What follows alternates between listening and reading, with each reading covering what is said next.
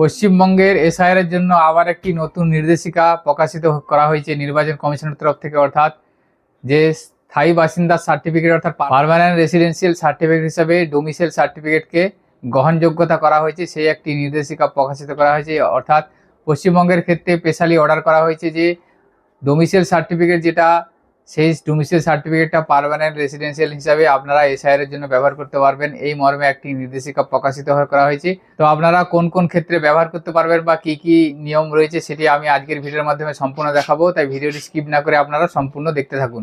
তো আপনারা এখন আমাদের স্ক্রিনে দেখতে পাচ্ছেন যে 6ই ফেব্রুয়ারি ইলেকশন কমিশন অফ ইন্ডিয়ার তরফ থেকে একটি অর্ডার করা হয়েছে। অর্থাৎ chief elector officer West Bengal অর্থাৎ পশ্চিমবঙ্গের মুখ্য নির্বাচনী আধিকারিককে একটি চিঠি করা হয়েছে এই ডোমিসাইল সার্টিফিকেট বা পার্মানেন্ট রেসিডেন্সিয়াল সার্টিফিকেটকে এসআইআর এ গ্রহণযোগ্যতা দেওয়ার জন্য পশ্চিমবঙ্গ মুখ্য নির্বাচনী আধিকারিককে ইলেকশন কমিশন অফ ইন্ডিয়া অর্থাৎ নির্বাচন কমিশন একটি চিঠি করেছে, যাতে এই স্থায়ী বাসিন্দার সার্টিফিকেট হিসাবে ডোমিসাইল সার্টিফিকেটকে গ্রহণ করা হয়। এখানে স্থায়ী বাসিন্দার শংসাপত্র বা পার্মানেন্ট রেসিডেন্সিয়াল সার্টিফিকেট ভোটার তালিকায় বিশেষ নিবিড় সংশোধনে অর্থাৎ এসআইআর এর ক্ষেত্রে বৈধ নথি হিসাবে গ্রহণযোগ্য জানিয়ে দিল নির্বাচন কমিশন অর্থাৎ ইসিআই এর তরফ থেকে সেটা জানিয়ে দেওয়া হলো। এই মর্মে রাজ্যের মুখ্য নির্বাচনী আধিকারিককে চিঠি পাঠিয়েছেন নির্বাচন কমিশন।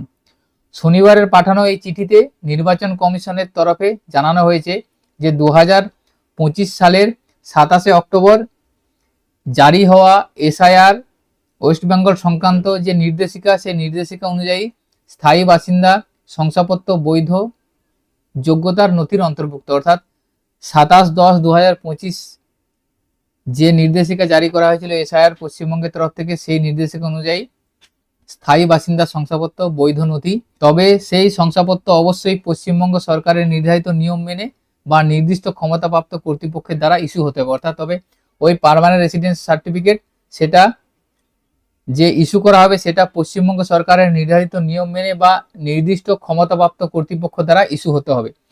চিঠিতে আরও পরিষ্কারভাবে বলা আছে পশ্চিমবঙ্গের ডোমিসাইল বা স্থায়ী বাসিন্দা শংসাপত্র ইস্যু করা হয় রাজ্য সরকারের 1999 সালে 2রা নভেম্বর নির্দেশিকা এবং তার পরবর্তী সংশোধনী অনুসারে।